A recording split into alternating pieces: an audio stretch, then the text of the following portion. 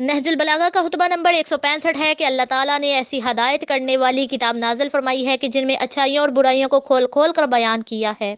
تم بلائی کا راستہ اختیار کرو تاکہ ہدایت پا سکو، اور برائی کی جانب سے رخ موڑ لو تاکہ سیدھی راہ پر چل سکو۔ فرائض کو پیش نظر رکھو اور انہیں اللہ کے لیے بجا لاؤ تاکہ یہ تمہیں جنت تک پہنچائیں۔ اللہ سبحانہ نے ان چیزوں کو حرام کیا ہے جو انجانی نہیں ہیں، اور ان چیزوں کو حلال کیا ہے جن میں کوئی عیب و نقص نہیں پایا جاتا۔ اس نے مسلمانوں کی عزت و حرمت کو تمام حرمتوں پر فضیلت دی ہے، مسلمانوں کے حقوق کو ان کے موقع و محل پر اخلاص و توحید کے دامن سے باندھ دیا ہے۔